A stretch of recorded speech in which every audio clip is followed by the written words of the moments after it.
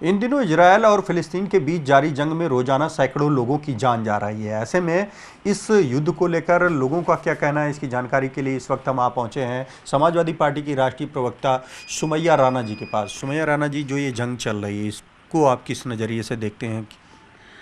देखिए, क्योंकि जो इज़राइल और फ़लस्तीन के बीच में जो जंग है, ये आज से तो है नहीं, बहुत पुराना इसका मामला है। और वो एक्चुअली एक पर्टिकुलर एरिया के कब्ज़े को लेकर के है, जिसे मस्जिद अल अक्सा कहते हैं।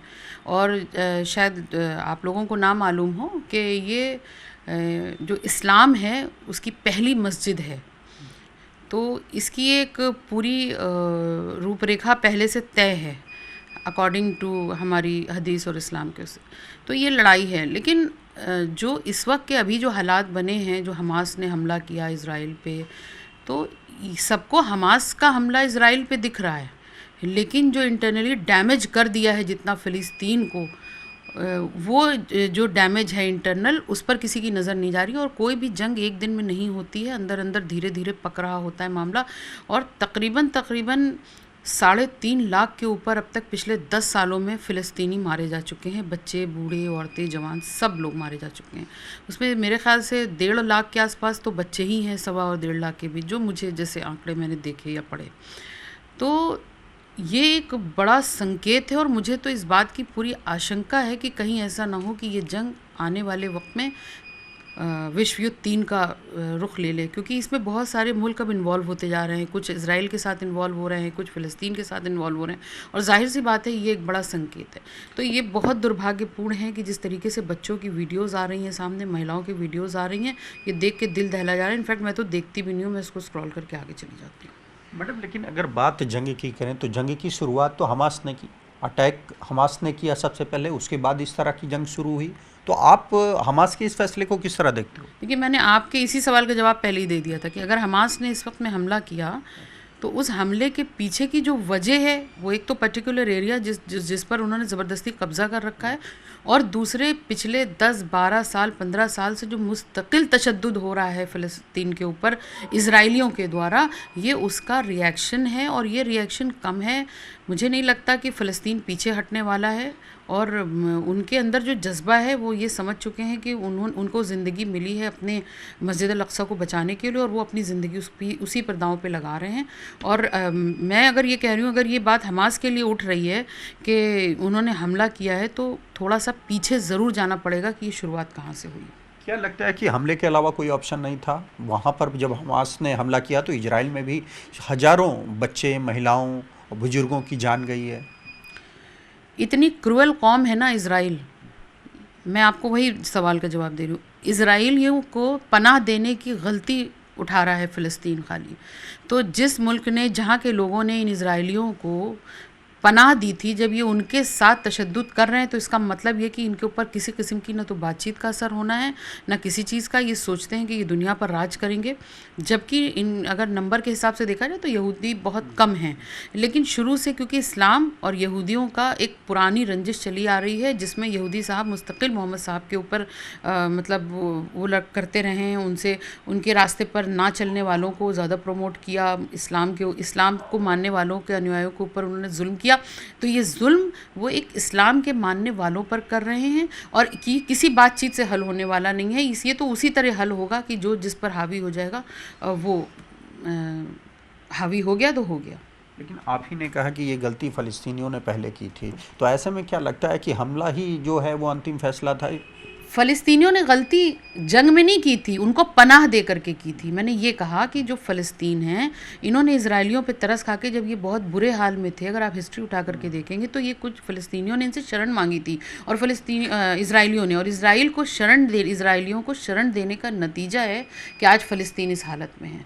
तो ये जब अपने जिनके वहाँ शरण ली इन्होंने, जिनके तमाम एहसानात मानने के बजाय ये किलिंग्स कर रहे हैं, और इस तरीके की ब्रूटल किलिंग्स कर रहे हैं, किस तरीके से बच्चों के पूरे पूरे आधे आधे अंग उड़े जा रहे हैं। जाहिर सी बात है, मिसाइल गिरेगा तो ये देख के थोड़ी गिरेगा कि बच्चा है कि बूढ़ा है। तो जो शहरी इलाकों में, ये बाकायदा एक हॉस्पिटल पे अभी इन्होंने हमला किया, स्कूल्स पे हमला कर रहे हैं। और फिर एक वीडियो सामने आई कल के, स्कूल में दिया हुआ था कि कोई भी वहाँ पे स्कूल नहीं है। एक इजरायली बोल रहा है, there is no school in Palestine because there is no children in Palestine. What is this? ये तो एक बहुत मतलब सोचने का विषय है कि इस तरीके की क्रूएलिटी को, और मुझे बहुत अफसोस के साथ कहना पड़ रहा है कि उसके बावजूद भी इस तरह की क्रूएल वीडियो सामने आने के बाद जो हमारे देश में कुछ लोग अगर इजराइल का समर्थन कर रहे हैं तो पूरी पूरी ये चांसेस हैं कि ये उसी मानसिकता के लोग हैं। लेकिन मैडम आपने ही कहा कि जिस तरह से क्रूअल वीडियो आ रहे हैं बच्चों के, महिलाओं के, उसी तरह जब हमास ने सबसे शुरुआत तो हमास ने की ना इस हमले की, वहाँ से भी वीडियो आए, तो आप कैसे कह सकते हैं कि जस्टिफाई कर सकते हैं कि वो हमला सही था, ये हमला गलत है? मैंने आपको फिर मैं ये तीसरी बार दोहरा रही हूँ, हमास के हमले से पहले भी इजराइल हमला कर चुका है। पिछले 10 सालों से परमानेंट फ़िलिस्तीन के तकरीबन 3.5 लाख से ऊपर नागरिक मारे जा चुके, ऑफिशियल और अनऑफिशियल और जो होंगे वो आप छोड़ दीजिए, मैं सिर्फ ऑफिशियल की बात कर रही हूँ। तो ये हमास आज जिस कंडीशन में पहुँचा उसको लाने का जो पूरा जिम्मेदारी है वो इजराइल की है। वो एक अलग बात है, एक खुला एलानिया तौर पर हमास ने हमला किया इजराइल के ऊपर, वो दुनिया ने देखा। लेकिन जो मुस्तकिल किलिंग्स चल रही हैं इजराइलियों की तरफ से फ़िलिस्तीनियों पर, वो कोई नहीं देख रहा है या शायद कोई देखना नहीं चाह रहा है। जैसा कि आपने कहा कि दुनिया के कई देश जो हैं वो इजराइल का समर्थन कर रहे हैं, उसमें से खुद हिंदुस्तान के प्रधानमंत्री भी हैं। हिंदुस्तान भी एक लंबे समय से आतंकवाद से ग्रसित रहा है, लगातार आतंकी घटनाएं हुई, सैकड़ों लोगों की जान गई। तो ऐसे में क्या आतंकी हमले की या इस तरह की घटना का विरोध करना गलत है? देखिए, देश में आतंकवाद की क्या परिभाषा है मैं समझ नहीं पाती हूँ। बहुत अफसोस के साथ ये कहना पड़ रहा है कि अगर ये आतंकवाद है जो कसाब ने किया था, मैं मानती हूँ ये आतंकवाद है और उसके पीछे किसका हाथ है क्या है सबको समझ में आ रहा है और इसकी कोई माफ़ी नहीं है। लेकिन 8-10 लोग मिल करके किसी एक पर्टिकुलर धर्म के लोगों की अगर मॉब लिंचिंग करते हैं तो वो भी आतंकवाद की श्रेणी में आता है। किसी धर्म स्थल को अगर निशाना बनाया जाता है तो वो भी आतंकवाद की श्रेणी में आता है, एक चीज़। और दूसरी चीज़ मैं ये कहना चाहती हूँ, अगर आप इजराइल और उसके मामले में देखें, हमास ने हमला किया जबकि पिछले 10 सालों से 12 सालों से एक बहुत ख़तरनाक किस्म की अंदरूनी जंग चल रही है। लेकिन हमारा भारतीय मीडिया खासकर ये दिखा रहा है और बहुत सारे इंग्लिश मुल्क भी ये दिखा रहे हैं कि ये एक जो हमास के हैं आतंकवादियों को करारा जवाब दिए गए। मैं पहले दिन से देख रही हूँ करारा जवाब जो दिया गया था। तो ये करारा जवाब आप जब इजराइल हमला कर रहा था और फ़लस्तीन अपने आप को बचा रहे थे, उस वक्त में इन इजराइलियों को आतंकवादी क्यों नहीं कहा गया? जबकि स्वर्गीय पूर्व प्रधानमंत्री श्री अटल बिहारी वाजपेयी जी का अगर आप बयान उठा करके देखें पिछला, मैंने पढ़ा और लगा कि वाकई ये एक अच्छे इंसान होने की निशानी है कि उन्होंने साफ कहा कि अरबों की ज़मीन पर से इनको अपना हटा लेना चाहिए वो। लेकिन ठीक है, अब इंडियन मीडिया और इंडियन जो सत्ताधारी लोग हैं वो इसको कैसे प्रोजेक्ट करना चाह रहे हैं, वो इजराइल को बिल्कुल हिंदुस्तान से मिला रहे हैं और फ़लस्तीन को एक बड़ा आतंकवादी ग्रुप घोषित करने पे लगे हुए हैं। तो इनके घोषित कर देने से कुछ नहीं होता है। पूरी दुनिया का मुसलमान, पूरी दुनिया में, सिर्फ हिंदुस्तान की बात नहीं कर रही हूँ ना, मैं सिर्फ अपनी बात की, पूरी दुनिया का मुसलमान नहीं चाहता है कि फ़लस्तीनियों के ऊपर इस तरीके से तशद्दुद और जुल्म हो। और पूरी दुनिया का मुसलमान ये भी चाहता है कि मस्जिद अल अक्सा जल्द से जल्द इनके चंगुल से छूटे और ये छूट के भागे यहाँ से। सवाल मैडम मीडिया के किसी को आतंकी घोषित करने का नहीं है। हमला हमास ने किया, इसीलिए सिर्फ इंडियन मीडिया नहीं, इंटरनेशनल मीडिया भी उसको टारगेट कर रहा है। यही बात क्या आपको मैं फिर से पूछना चाहूँगा कि हमले के अलावा क्या फ़लस्तीन के पास कोई रास्ता नहीं था, हमास के पास कोई रास्ता नहीं था इजराइल पर दबाव बनाने का? देखिए, बात दबाव, अगर आप कह रहे हैं बातचीत, तो बातचीत दोनों तरफ से होगी। क्या ये सवाल क्या इजराइलियों से तब नहीं पूछा जा सकता था जब इजराइल हमले कर रहा था? जब इजराइल ने पिछले 10 सालों में 3.5-4 लाख लोग मार दिए, ऑफिशियल कितने बच्चे मारे गए, किस किस तरीके से जुल्म तशद्दुद हुआ, तो ये सवाल इजराइल से क्यों नहीं पूछा गया कि भाई आप बैठ कर के बातचीत कर लो, बातचीत के ज़रिए इस मामले को हल कर लो? लेकिन मैं आपको फिर बता रही हूँ, ये मामला बहुत पुराना है और इस मामले के अब अंत होने का समय भी आ गया है।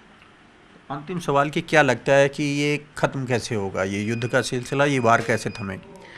देखिए, चाहते तो हम सब ये हैं कि एक शांतिपूर्ण तरीके से इस मामले का अंत हो और मिल बैठ करके एक अच्छे बीच का रास्ता निकले। लेकिन बीच के रास्ते में होना यही होगा कि मस्जिद अक्सा मुसलमानों को वापस की जाए, फ़लस्तीन को वापस की जाए, जिस पर इजराइल नहीं तैयार होगा। तो अल्टीमेटली इसका जो है अंजाम जंग से होगा और जो इस जंग में जीतेगा वो सर्वोपरि होगा। तो जैसा कि आपने सुना, ये थी समाजवादी पार्टी के राष्ट्रीय प्रवक्ता सुमैया राणा, जिनका कहना है कि इजराइल और फ़लस्तीन के बीच जारी जंग ये कोई नई नहीं है। पहले भी लगातार इजराइल फ़लस्तीन पर हमला करता रहा है, जिसके चलते ही फ़लस्तीन और हमास ने जवाबी कार्रवाई में हमला किया था। और अब ये जंग तभी थमेगी जब जो पुराना विवाद है, यानी कि जो मस्जिद का विवाद है, वो जब तक हल नहीं हो जाता। कैमरामैन गोपी गिरी के साथ राजीव प्रताप सिंह, न्यूज़ 18 लखनऊ।